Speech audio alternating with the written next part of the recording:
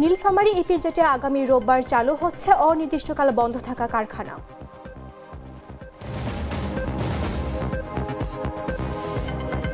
টঙ্গীতে চলমান বিশ্বজোড় ইজতেমায় আরও এক মুসল্লির মৃত্যু।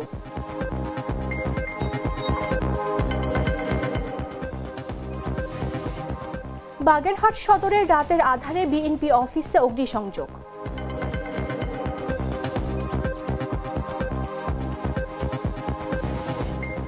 কুমিল্লা 10 আসনে বিএনপি মনোনয়ন পরিবর্তনের দাবিতে কাফনের কাপড় পরে বিক্ষোভ।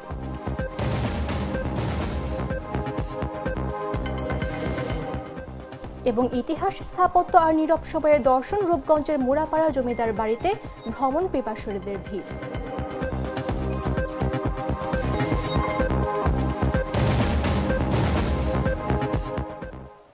আমন্ত্রণ দেশ জুড়ে সংবাদে, আপনাদের সাথে রয়েছে আমি বামদুহা রাইসা। কররা কফি, কঠিন স্বাদে হাইকে বলো বাই। আগামী রোববার নীলফামারীর উত্তরা রপ্তানি প্রক্রিয়াকরণ অঞ্চলের অনির্দিষ্টকালের জন্য বন্ধ হওয়া সনিক বাংলাদেশ লিমিটেড কারখানাটি চালু হচ্ছে। শুক্রবার কারখানাটির পরিচালক সু ইয়াংবাও পোলো বিষয়টি নিশ্চিত করেন। কারখানার কর্তৃপক্ষের এক নোটিশে বলা হয়, গেল 16 থেকে 18 নভেম্বর ধারাবাহিকভাবে শ্রমিকরা আইন বহির্ভূতভাবে একত্রে বন্ধ করে কাজ করতে অস্বীকৃত জানান। এ অবস্থায় কারখানা কর্তৃপক্ষ বাংলাদেশ ইপিজেড শ্রম আইন অনুযায়ী গেল 18 নভেম্বর কারখানার সব কার্যক্রম অনির্দিষ্টকালের জন্য বন্ধ ঘোষণা করে। পরবর্তীতে কারখানা খোলার বিষয়ে অধিকাংশ শ্রমিকদের লিখিত আবেদনের ভিত্তিতে কারখানা উৎপাদন কার্যক্রম পুনরায় চালু করার সিদ্ধান্ত নেওয়া হয়। এতে কারখানার সব কর্মকর্তা কর্মচারী ও শ্রমিকদের নির্ধারিত তারিখ ও সময়ে কর্মস্থলে উপস্থিত থেকে শৃঙ্খলা, পেশাদারিত্ব ও ইতিবাচক মনোভাব প্রদর্শন আহ্বান জানানো হয়।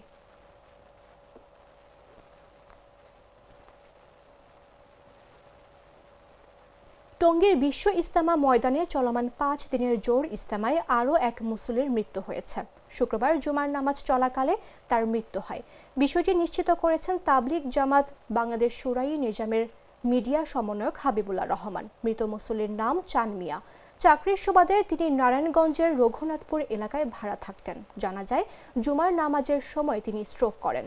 তাৎক্ষণিকভাবে সাথীরা তাকে ইজতেমা মাঠ সংলগ্ন হাসপাতালে নিয়ে গেলে কর্তব্যরত চিকিৎসক তাকে মৃত ঘোষণা করেন। এর আগে ভোর 4:30টার দিকে এক মুসল্লির ইন্তেকাল করেন।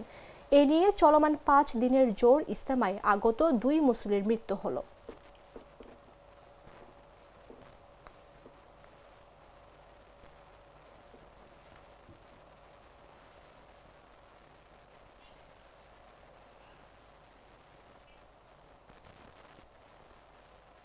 বাগেরহাট সদরের রাতের আধারে বিএনপির অফিসে অগ্নিসংযোগের ঘটনা ঘটেছে। বুধবার মধ্যরাত থেকে বৃহস্পতিবার ভোরের মাঝে কোনো এক সময় উপজেলার কারাপাড়া গ্রামের ব্যাংকের মোড় এলাকায় কারাপাড়া শরৎচন্দ্র মাধ্যমিক বিদ্যালয় সংলগ্ন অফিসে এ ঘটনা ঘটে। তবে অফিসের ভেতরের জিনিসপত্রে আগুন দেয়ায় সারাদিন বাইরে থেকে বোঝা যায়নি। বৃহস্পতিবার সন্ধ্যায় অফিস খোলার পর বিষয়টি জানাজানি হয়।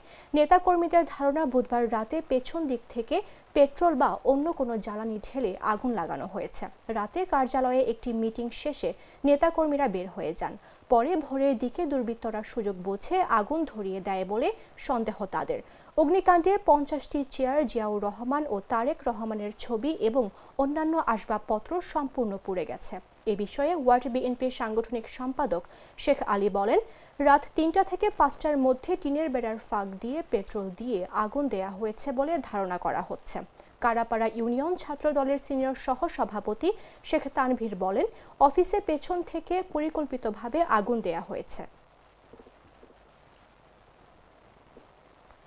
পর্যন্ত অনেক লোকজন থাকে, ধরেন 2টে, 2:30, 3টে, 3:30 পর্যন্ত লোকজন থাকে। কালকে একটা ছেলের সাথে আমার একটু মন মালিন্য হয়েছে, সন্ধ্যার দিকে কথা কাটাকাটি পর্যন্ত হয়েছে। কিন্তু আমরা বুঝতে পারিনি যে একটা দলীয় অফিস এই নির্মমভাবে এত জঘন্যতম কাজ করবে। এটা কোনদিন আমি ভাবতেও পারি নাই। এখানে যারা মূল অফিসের দায়িত্বে আছে, বিএনপির অফিস যারা পরিচালনা করে, তারা আমাদের সন্ধ্যা নাগাদ তাৎক্ষণিকভাবে ফোন দিছে যে কালকে রাত্রে পরিকল্পিতভাবে অফিসে কারা আগুন দিয়েছে পিছন থেকে। আমরা এসে দেখতে পারি আসলেই যে অফিসে আমাদের ম্যাডাম খালেদা জিয়া সহ তারেক রহমানের ব্যানারও পুড়ে গেছে, যেভাবে আগুন দিছে। দেখতে পেলাম এর ভিতরের চেয়ারগুলো সব পুড়ে গেছে।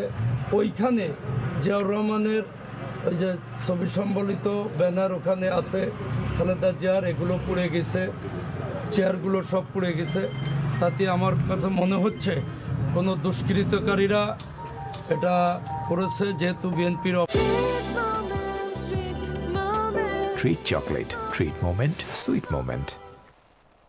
কুমিল্লা 10 নাঙ্গলকোট লালমাই আসনে বিএনপির মনোনয়ন পরিবর্তনের দাবিতে কুমিল্লার নাঙ্গলকোটে কাফনের কাপড় পরে বিক্ষোভ করেছেন শত শত নেতাকর্মী।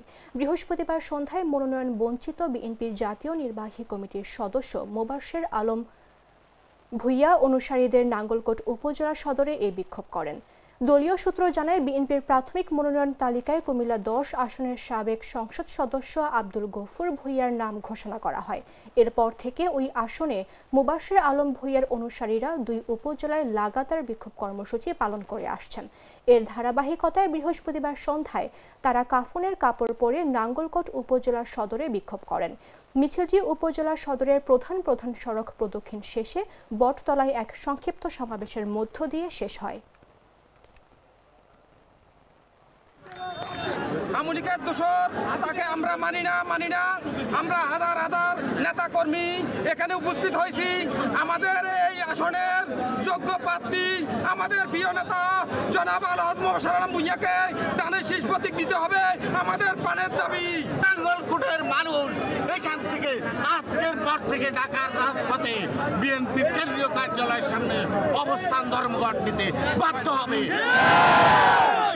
হাজার হাজার লোক আজকে কাপনের কাপড় পরে রাস্তায় নেমেছে। তাদের একটিমাত্র উদ্দেশ্য জননেতা মোবাশ্বের আলম ভূঁইয়াকে নমিনেশন না দেওয়া পর্যন্ত আরো কঠোর কর্মসূচি। নাঙ্গলকোটে বিএনপিকে ধ্বংস করার একটি নীল নকশা চলছে। শীতলক্ষার তীরে দাঁড়িয়ে থাকা মুরাপাড়া জমিদার বাড়ি যেন হারানো সময়ের এক জীবন্ত দলিল। রূপগঞ্জের সবুজের ভেতরে লুকিয়ে থাকা এই প্রাচীন প্রাসাদে এখনও টিকে আছে জমিদারি আমলের আভিজাত্য, কারুকাজ ও জীবনযাপনের ছাপ। ঢাকার কাছে হয় প্রতিদিনই ভ্রমণ পিপাসুরা পুরনো দিনের সেই জৌলুস দেখতে ছুটে যান এখানে। প্রতিনিধির পাঠানো তথ্যচিত্রে বিস্তারিত ডেস্ক রিপোর্টে।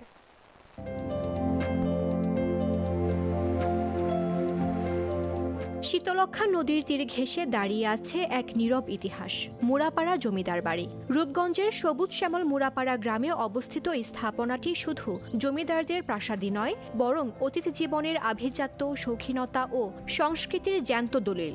ঢাকার ব্যস্ততা থেকে মাত্র আধা ঘন্টার দূরত্বে থাকা এই প্রাচীন স্থাপত্য বছরের 12 মাস ভ্রমণ পিপাসুদের আকর্ষণের কেন্দ্র।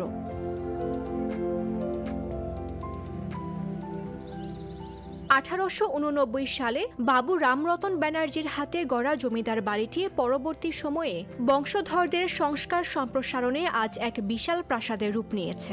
দৃষ্টিনন্দন কারুকাজে ভরপুর 95টি কক্ষ মন্দির, অতিথিশালা, নাচঘর, আস্তাবল থেকে শুরু করে শান বাঁধানো পুকুর পর্যন্ত সবখানি জমিদারি আমলের জৌলুস স্পষ্ট। সামনের পুকুরটির পানির উঠানামা শীতলক্ষার সঙ্গে যুক্ত, আর এটি স্থাপনার বিশেষ বৈশিষ্ট্য।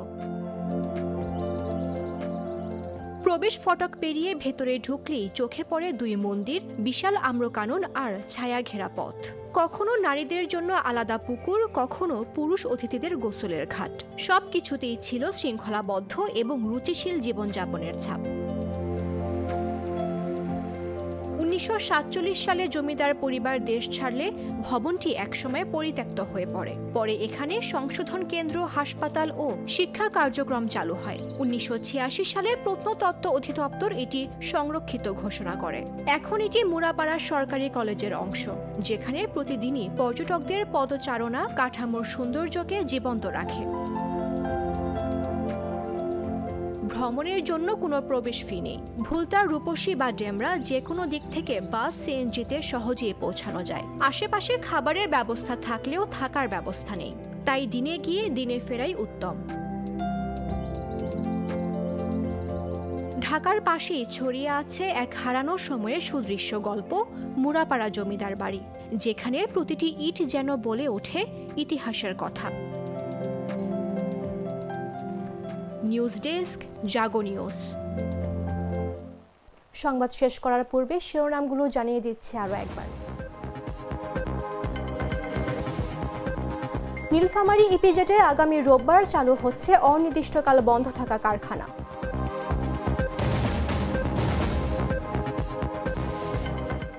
টঙ্গীতে চলমান বিশ্ব জোর ইজতেমায় আরও এক মুসল্লির মৃত্যু।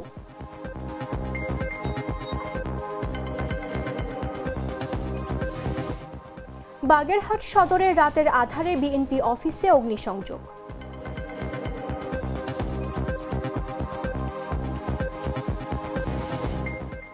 কুমিল্লা 10 আসনে বিএনপির মনোনয়ন পরিবর্তনের দাবিতে কাফনের কাপড় পরে বিক্ষোভ।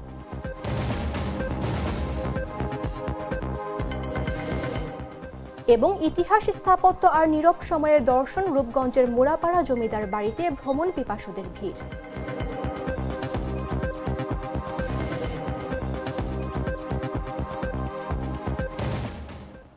দর্শক, এই ছিল এখনকার মতো। প্রতি মুহূর্তে সর্বশেষ খবর জানতে ভিজিট করুন jagonews24.com। ফলো করুন আমাদের ভেরিফাইড ফেসবুক পেজ এবং সাবস্ক্রাইব করুন জাগো নিউজের ইউটিউব চ্যানেল। ধন্যবাদ সবাইকে।